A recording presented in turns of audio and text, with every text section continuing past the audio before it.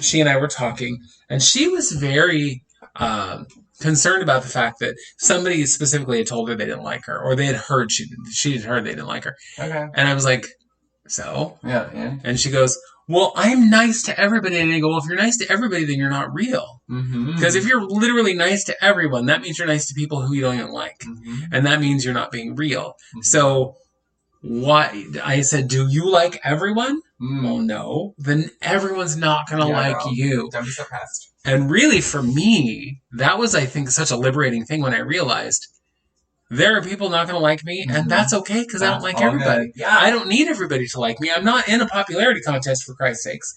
So the people who do love me, the people I consider family, the people who, as the young folks would say, are the ride or die, which... Girl, I have questions. Are we getting food? But I'm not a ride or die bitch. I need to know, when are we going to be done? Am I going to be asleep in my own bed tonight? Right. I mean, so I'll ride and maybe die, but can you tell me where we're going? You know what I mean? Can we just snack? Do we have to go that way? I mean, are we taking the long way there? Do there? you have a blanket? I'm cold. You know what I mean? Like, girl, that's right. No, I get it. But at the same time, it's like, I know... For me, I kind of came to that realization fairly young. I was in my 20s. And I came to a situation where my roommates I lived with were like, you got to go. You got to move out. And you got to move out like now. How disrespectful. And I was like, oi, where am I going to go? How rude. So I was asking all of my friends, I was like, I need some place to be now because I'm being thrown out for some stupid ass reason. And I was like, what am I going to do? Almost all my friends were like, oh, I would help you, but this thing or that thing or the other thing. I'm like, I'm not asking to live with you. I'm asking to like couch surf for a couple days until I can just sort this out. And they were all like, oh. One, what's funny? I'm pregnant this week. Right. What's funny is one of the queens that I worked with, who barely knew, was all like, girl, I got you. Come stay with me. And I was like, are you serious? And she was like, yes. What you mean? I don't have room. Whatever. You'll have to sleep on the couch or whatever. But, I don't want you to be homeless. Okay. So, okay, come stay with me. We'll figure it out. Yeah. And then one of my other friends, who has now been a friend forever. 50 years. Yes. Shout out to Kimberly. Been my friend for 457 years. Right. Was like, well, we'll figure it out. We'll get you a place. Well, whatever. And because of a couple people and at that point, I knew her, but I didn't know her that well. Yeah. And then she talked to one of her friends at work, and her friend was like, you come stay with me. And I was like, I don't even know these people who are being so kind and helpful and whatever. And the people who I thought were my friends were like, oh, I can't possibly help you. None of those people are still my friends. Because it was like, you didn't have my back at all. And the people who are my friends, who really I consider my family, are the people who I know for a fact. If I called them up and I said, girl, I'm in trouble. Molly, I'm in danger, girl. They would be like, what do you need? Yeah. Not, I'm not sure if I can help you. It would be like, what do you need? Right. How can I help? Who do I need to cut? Because there's that too. Because there are my friends who I would be like, oh girl, so and so did something to be like, who do I need? Who do I need to? Who do I need to mess up? When I was going through my first divorce, I had that same question asked to me by multiple people, and I was like, no. The less I know, the better. You know what I mean? Right. Do what you do. Plausible deniability. Right. Call whoever you need to call, but the less I know, bitch, the better. I saw nothing. Right. I know nothing. Speaking of, though, like, having a parent be so shitty, too, because I'm going to go back, because you just told a novella, bitch. I did. I'm sorry. I get rolling, and... having a parent be like, I don't like you. Like, okay, bitch. And this has happened to me recently. The woman who donated eggs, as my mother, told me recently, last year, that she didn't like who I was as a person, or who I've become. And I said... okay, well, I don't really care. Because maybe if you had been there, maybe if you had been a parent, maybe I'd turned out better. You know what I mean?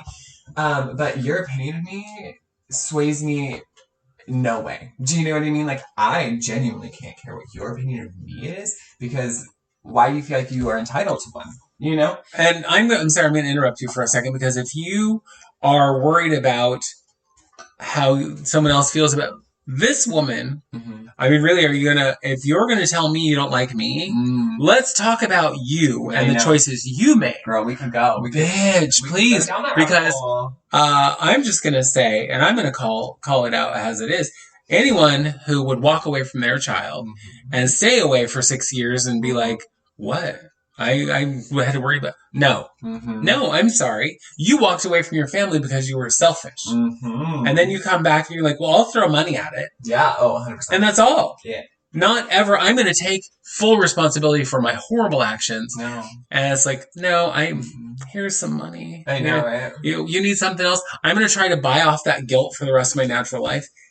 No. Yeah. So, and to not like who you've become as the amazing overachiever that you are. And I don't even think you're amazing because it's just part of who you are. Thanks. So, anyway, I'm just like sorry, that's okay. but that got me off. I was like, we're gonna get some girl, hate, we're gonna get some hate, man. No, okay, but also because I'm gonna tussle. I know, baby, we gotta fight a bitch. Okay, I saw this TikTok. Sorry, sidebar. Then I sent to you, and this woman was like, "Don't tell my daughter to come get me, because bitch, are you sure?" Right. And I'm like, "That's exactly it, though. Let me go get my family real quick. I'll be right back." Like, are you sure? You sure you want? Or do tell your daughter to come get me because tell my daughter to come get me because when she comes and gets me, you are not going to like the results. It's gonna be a pack of people. Okay. Anyway. Back to you. Yeah. So her telling you she didn't like who you become, right. And then I just think about how like that is such her character, right? Because she's had friends throughout my life, off and on, because no one can be around her for too long. But like, I remember being an adult and needing just to be like, go away and leave her house and go be with somebody else. Because her friend, like going to her friend's house, who then became like, again, an aunt of mine. And all of her friends were, because they knew how she was. So that's another way. It's like proximity, right? Like this person, we had this common denominator, and it was crazy. And like you were a maternal type, and I was a child. Do you know what I mean? So like that also, you know what I mean? Just like people who are around you who could help you take care of you. Those people who didn't know you, who took you in. Proximity. Do you know what I mean? Proximity, who you knew. And I think that's really important. I think we forget about that a lot. The people who are willing to help you out, even though they don't know you. Right. And for me, I will never forget the people who helped me out. It's like, your name will be somewhere on I will never forget because, well, unless I get the dementia. But I was like, it's like that was so many years ago. And still to this day, I think very fond, even of the ones I don't see anymore. Because one of them, went to live his life and whatever. We literally spent a week together when he allowed me to stay in his apartment. And then another one moved away, and she's old, so I don't even know if she's still around. But I also won't forget who was not really my friend. Best friend, right?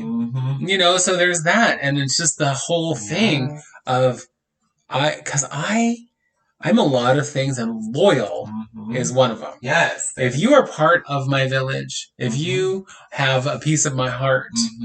Trust. You could call me, and it's like, if it's something I can do physically, financially, emotionally, whatever, I will help. So I get that. Yep. You take care of your people, no matter who those people are. You take care of them. Yeah. Yeah. I get it. Absolutely. And on that note, we probably ought to take a because you talk too much. I'm hearing that for the very first time ever.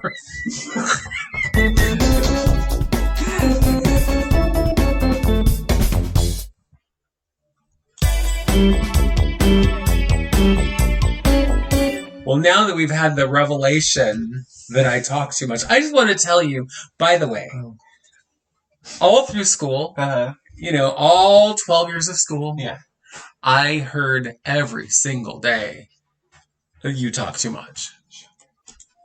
So literally on every progress report, every report card, it would talk about I was smart and lazy. But also that I visited. I love that was the word that they used as well. I visited too much in class when I should be paying attention. Ooh, I'm sorry. I come from a long line also of people who talk and like to hear their own voice. Yeah. So shocking that in class when I was bored and didn't want to be there, that I was talking to my friends. And it's so funny because I was the op girl. I was like, don't talk to me. Don't look at me. I'm invisible. I don't exist. And so I was not chatting in class. Unless it was like my BFF and it was young, but I was a hot person. Middle school, high school, no girl. I was like, because I was always a teacher's pet girl. Right. That was my safety net. Was the teachers liked me. Yeah. But they also were frustrated that I couldn't seem to shut the fuck up. Right. But now I'm going to tell you a funny little story just because I told this to my friend years and years after it happened. And she was like, oh my God, I feel so bad. I was like, why? It's funny. Yeah. So my friend Lisa, who, when we were in 8th grade, we had this teacher who I hated. She was just so sour all the time. And it's like, are you just miserable? Probably. What? Well, anyway, Lisa, who knew me very well because we had known each other since I think 4th grade. So we're in 8th grade. And she sat right behind me.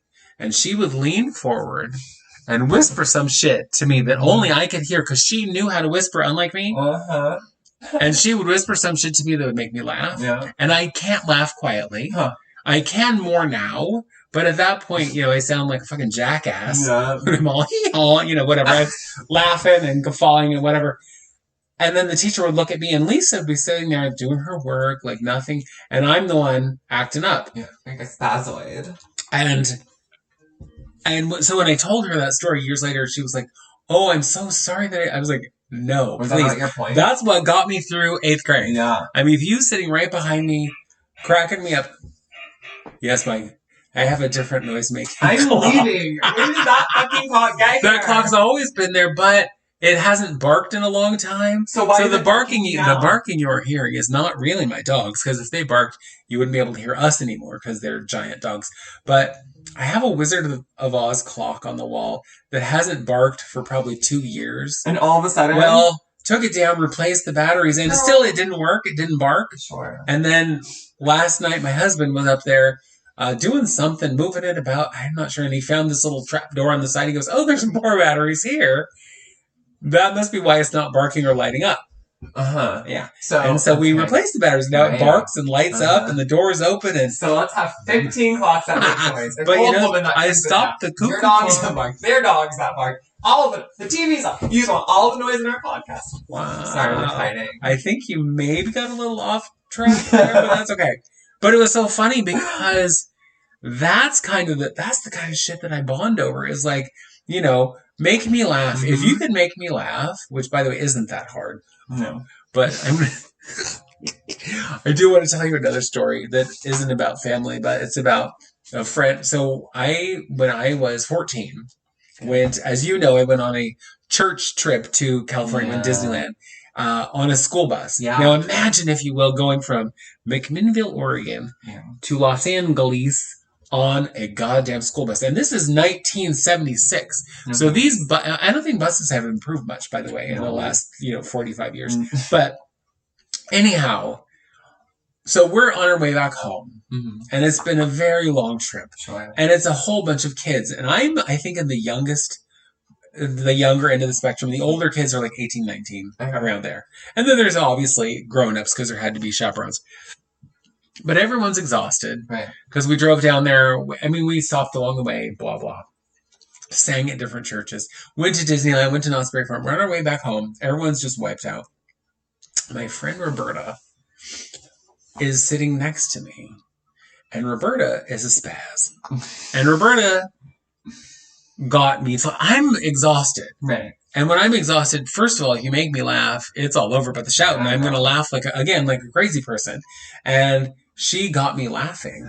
And then once she got me laughing, kept me laughing. Right. And she was all, "Oh, well, that joke worked. Let's keep doing it. Yep. Let's keep, And then pretty soon the folks on the bus are like, "Shut up.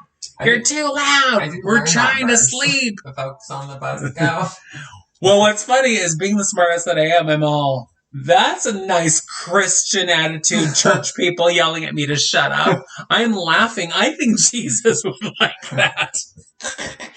And they were just like, "I'm sorry, but," whatever. I wasn't sorry. I was so tired, and I wanted off that frickin' bus so badly. I wanted away from all of those people, except Roberta, because she was making me laugh. But anyway. Do you know what I think works? Is just threaten to burn their church down. And then they stop. Well, I know that it has worked for you. It sure. You know, and a girl's got to do what a girl's got to do. Honest to God, right? What was I going to do? Take that abuse? Like, oh,